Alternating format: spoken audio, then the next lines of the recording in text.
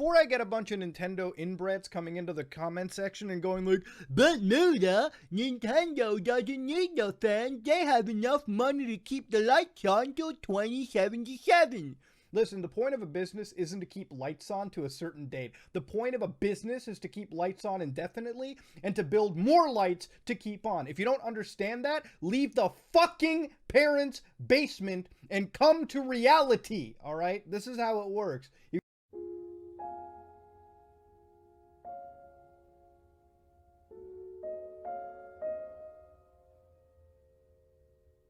Now look, you've all heard of Smash, but maybe you don't know there's a competitive scene for it. It's actually one of the biggest esports of all time. There's one for Super Smash Bros. Ultimate, the new one, but there's also one for the GameCube one from 20 years ago. And it's actually a really big competitive scene. It's where I came from. Look at my most viewed video right now. It's not me failing to not laugh at a monkey who farts, but also poops. It's actually top 10 salty ice climber moments. Has over 3 million views. I made it because I'm such a big fan of the competitive scene for Super Smash Bros. Melee. The Big House tournament got canceled by Nintendo of America. It got cease and desisted, more accurately, so the whole event was canceled. Big House released a statement on Twitter, which I'm now going to read. The Big House is heartbroken to share we've received a cease and desist from Nintendo of America Incorporated to cancel our upcoming online event. We were informed we do not have permission to host or broadcast the event, primarily due to the uses of Slippy. Sadly, all our competitions are affected. We are forced to comply with the order and cancel the Big House online for both Melee and Ultimate. Refund information will be sent shortly.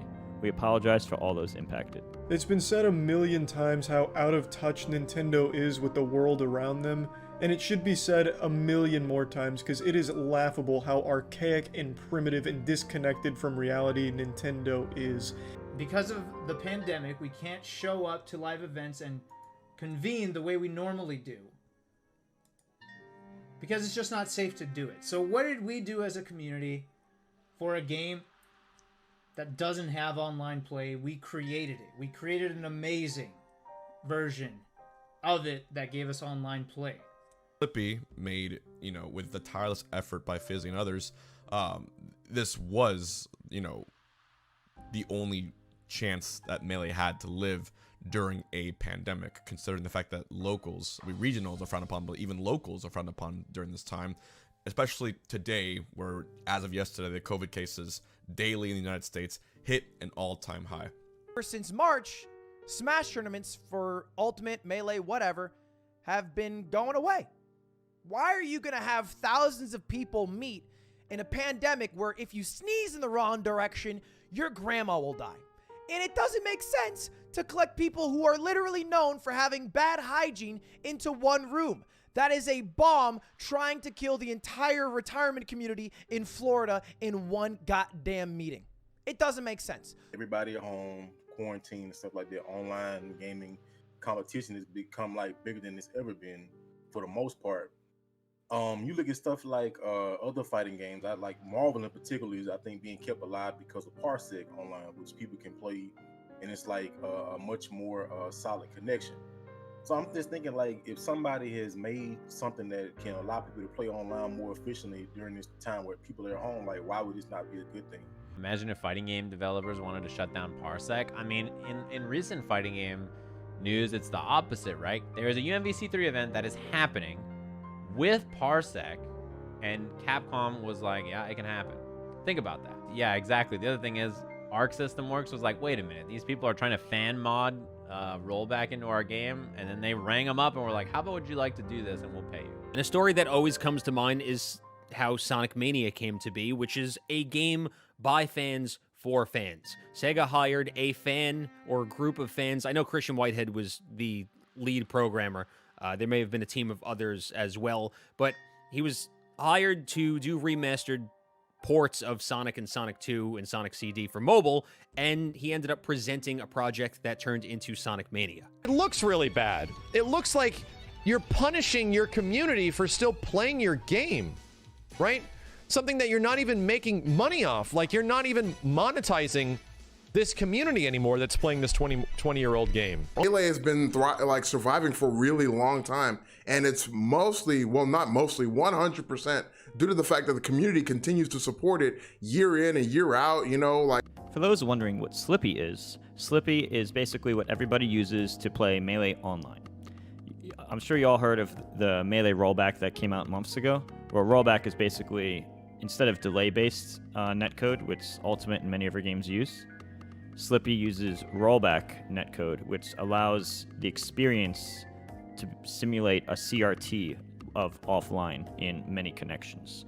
So you can very closely simulate an offline connection in a large amount of online matches. This is basically the best we'll ever have to simulating real life, and it is widely liked by community. Even somebody like myself, who's very skeptical of online input delay, finds it to be very good overall.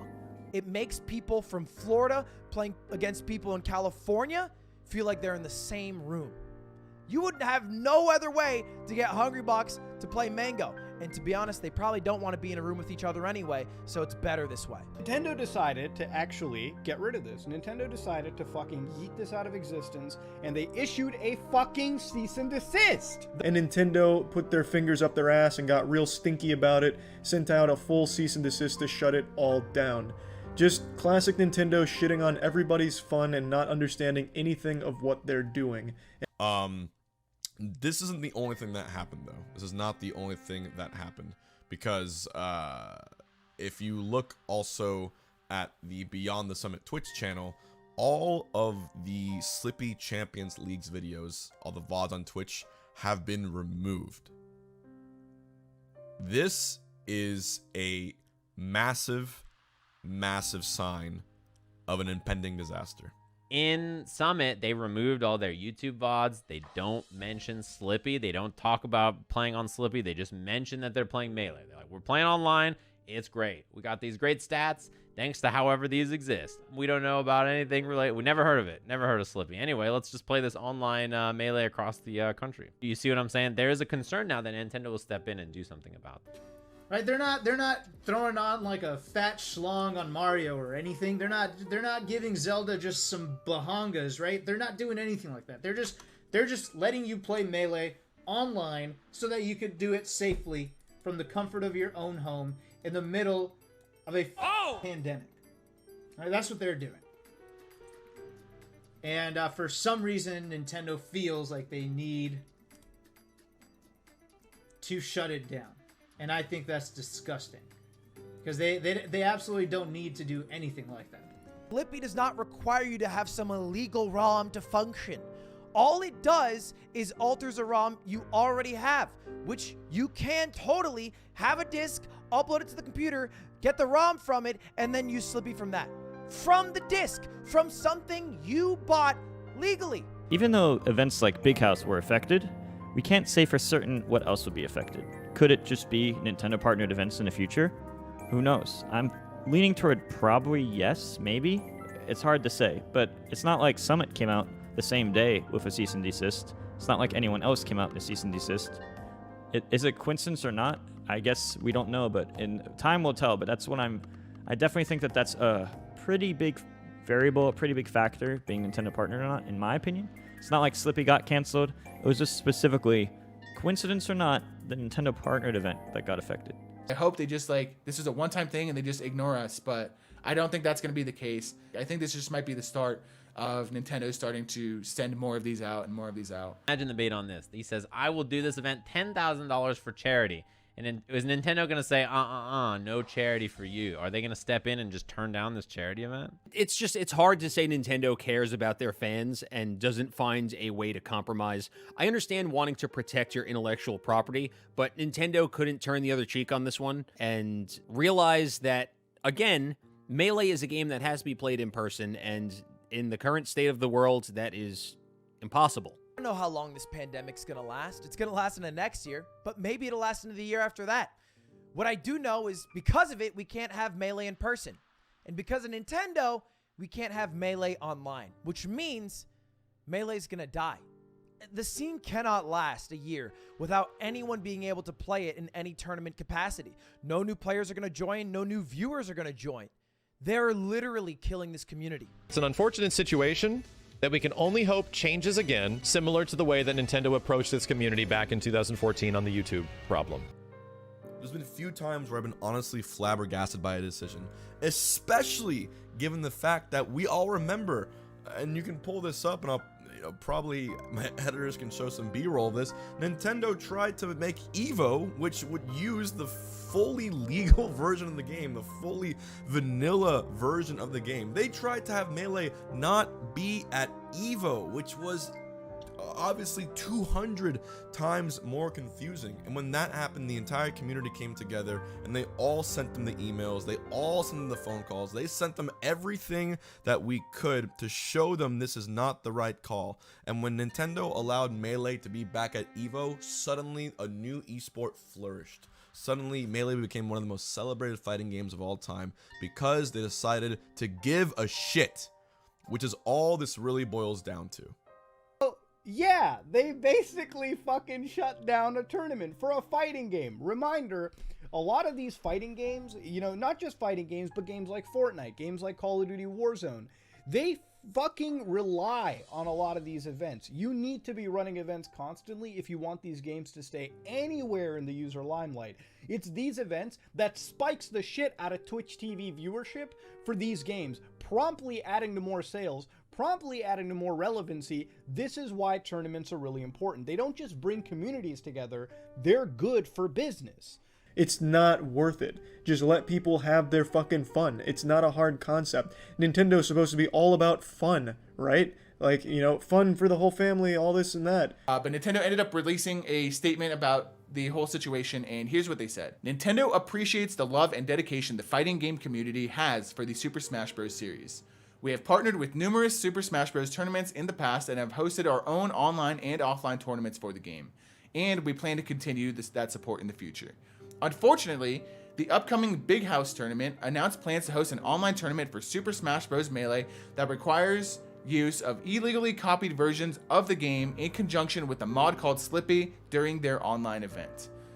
Nintendo therefore contacted the tournament organizers to ask them to stop. They refused, leaving Nintendo no choice but to step in to protect its intellectual property and brands. Nintendo cannot condone or allow piracy of its intellectual property. Okay, hold the fuck on, Nintendo. Nintendo's support of them in any way, in any regard, is just that they ignore them. And that is, for the most part, all you could really ask for in most of these situations. Please just ignore that we exist so we can keep doing our thing. And as soon as somebody pays attention to them existing, that they're doing this, it suddenly becomes, well, we can monetize that and get in there. So that's exactly what's happening right now. The reason it doesn't happen, and the only time you see it is stuff like this, is because companies understand that video game players playing video games is good for them. People playing their games, streaming their game, having tournaments for their games, doing events with their games is good for them, right? It creates awareness about the game. It gets people interested in it. It's a positive thing that's happening. For Nintendo to say, like, they really care about us and, like, you know, they've partnered with our events and, like, I don't know, for Nintendo to come out and say that they really care about the community, like, we're so sorry, we just have to protect our intellectual property, it just comes off as really disingenuous, I think. I think that's the right word for it, is just disingenuous. It's like, dude, you guys really don't give a fuck. You try to cancel us so many times. You just don't really care that we exist. Like, if you really cared, you'd be trying to, like, build a bond with the community more often. You'd be trying to help us out. But instead, you are actually always just trying to fuck us over. There's a global pandemic going on. What is the alternative? Let the game die? They would love for that to happen because they think magically if we stop playing this game, we will all migrate to the new game. Hey, I bought your shitty ass Pokemon Sword and Shield. I'll buy your next shitty game. I love the IP. I'll keep buying them, but let me play the games I want to play. It just, I don't know, like they gotta have a little bit more compassion towards the community. One chance now that people have to actually grind the game more so than they ever have before against people all over the world with a beautifully implemented netcode. If you tell me that's gone, then what chance does Melee have? Overall, this is just a bad decision for all parties. Basically, not the community loses from this, and they're just hurting. Like, I get the competitive community is like 1%, right? Compared to like 90% of casuals. But it's not like Nintendo like gains anything by doing this. In fact, it just makes them look kind of like, it just makes them look bad. So even if there's on the surface, even if the legal issues aren't, like, it's more complex than we think, from what most of us see, it doesn't reflect well on them. What Nintendo is doing is classic Disney shit. They are setting a precedent that you can't do this, right? We cannot allow people to take things with our property and officially do things with them. You need our approval to do this shit. It is like playbook by playbook what Disney does with a lot of its franchises and properties. And they're doing that with Smash Melee. Is there any reason for them to do it? There's no reason, right? The effect it would have on them is practically nothing. But it's about control, and it's about setting a precedent. As Smash tournament hosted, whatever, right? If you host tournaments that are Smash Brothers or Nintendo or anything like that, it is in with complete and absolute, finite, solid, guaranteed assertion that Nintendo can sue the shit out of you, and they are completely legally obligated to do so. That is a large difference in the communities in general, is having publisher and developer support from companies who recognize the value in a competitive community is not happening really for Nintendo, right? And it has never been that way. I mean, we could debate the legality of emulators all night and day, but at the end of the day, this is a 20-year-old game. I don't think they're somehow missing out on sales by having people emulate and play it online. I don't think there's anyone out there scratching at their neck right now waiting for Christmas so they can finally get a GameCube in Super Smash Bros. Melee. I don't care what your opinion is about NetPlay or Slippy. I don't care. It's even share my opinion about it and all that, or what it is. It's not CRT, it's not vanilla. Fuck all of that. Anyone objectively who can see from the outsider knows how important Slippy is to the Melee scene. Anyone who knows what Melee has gone through, what Melee has survived through, knows that this is the next natural step until things resume to some form of normal. Like I said, I really hope this eventually boils over to a point where it gets somebody in trouble at Nintendo and enough people are pissed off, because people should be pissed off. I'd be pretty pissed off too. And I'm pissed off and I don't even play Melee. So please, for everyone watching, go to Twitter. Even if you don't have an account, do one, make one. And quote this tweet from Big House, and at the end of the message, hashtag free Melee. I know you might be an Ultimate player and you might not like Melee, but even so, Ultimate also gets affected here. Like, sure, Melee is more affected traditionally by Nintendo than like whatever the newest title is, obviously, but a lot of events like Big House is having like the whole Smash scene trying to come together. So especially in a time like this, when online events are the only thing we actually have, we need to work together.